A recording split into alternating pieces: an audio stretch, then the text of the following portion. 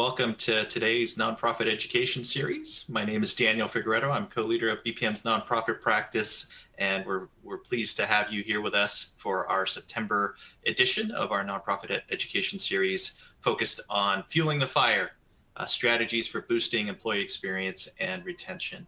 The term employee experience is kind of the buzzword that is replaced employee engagement. It's kind of progressed into this idea of holistic employee engagement, and really around hybrid work being a very real post-pandemic strategy for employee experiences. We really recommend that employers define what that looks like, and so that you're leaning into your mission, you're leaning into your vision, and your hybrid work strategy really is a part of your culture, and that's well defined amongst your leadership team, and then your board of directors, and everybody's bought in, and then that is relayed and shared with or even co-designed. You see the fourth bullet there is co-designed with your employees. Like, what does a successful hybrid work strategy look like for our organization?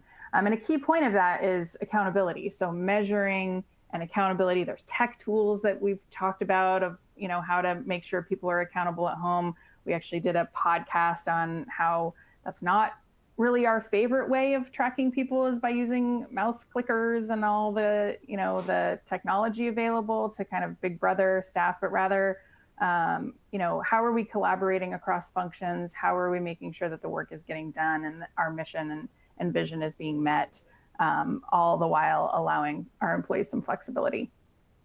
Another thing that's happening on the employee experience side that's I would say really took hold in 2020, maybe even a little bit earlier, is this idea of social responsibility and employers really putting a stake in the ground as to where they feel strongly in those social issues. And so there's an example here from Heineken, where this is actually from Heineken's intranet, and they actually define this is how we feel as a company, this is our corporate stance on each of these issues. And while you don't necessarily need to go that far, understanding where the leadership or the organization as a whole stands on social responsibility areas is coming up in recruiting, and prospective employees and existing employees want to know that they work for an organization that is for the most part aligned with their personal values. So invest in that, have those conversations, and be willing to communicate how you feel especially in a nonprofit space, right? Like, well, a lot of us are doing social responsibility work. So that's easy, especially in areas of where your mission and vision may be aligned. But we're seeing that, and it's an interesting shift, because there used to be this separation of work and social responsibility and kind of political issues, and now they're getting to become a little bit more blended. Next, around a new way to lead.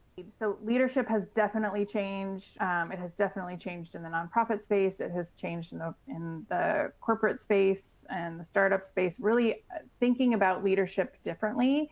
I do think the nonprofit organization was probably a little further along than the corporate space. So kudos to that industry for that. But really, this leadership concept around empathy, trust, resilience, growth, organic growth, and strategic growth, that is really much more important and a more effective way to lead this, our current workforce and what we foresee in the future workforce than really this kind of top-down, hierarchical type of way. So we're talking about looking at things like, how do we build teams versus hierarchies? How do we look at the work that needs to be done versus just the jobs that each individual has? And how can we be flexible and fluid in making sure that we have the right people doing the right work, not necessarily in the right jobs? And how do we think about that a little bit differently? So there's a lot of information out there now, and we are definitely working with clients and thinking out of the box on how their leadership style is affecting their recruitment and retention strategy. The main component I want to get across is performance is not, it should be continuous conversations. It's not episodic. So as we're doing the work, as we're looking to get new responsibilities, change our goals, take on a new component of our role, those conversations need to be had on an ongoing basis. So performance conversations should be continuous is really the long and the short of this that we want to get across. There's so many multiple factors that affect us day to day. And so let's make sure that we're embracing those conversations on a regular basis. Okay, alert check, poll question is happening at the moment. BPM Link was developed by Jill, by our HR team, by HR leaders who really know what motivates people and what the process should look like. It weeds out all the noise and the garbage that does not need to be a part of this process. It empowers people in the right place. It empowers employees to participate and own it, call meetings when they want to. It enables supervisors to do that, call meetings when they want to.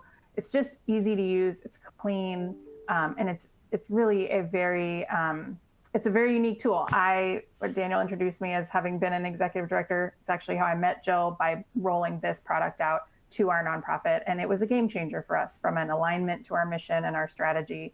And it lends really, really nicely to the nonprofit space, as it does to the corporate and various industry space. But it really is about connecting. The link term comes from connecting the strategy and the employees and what they're trying to do, and just keep that communication flowing regularly.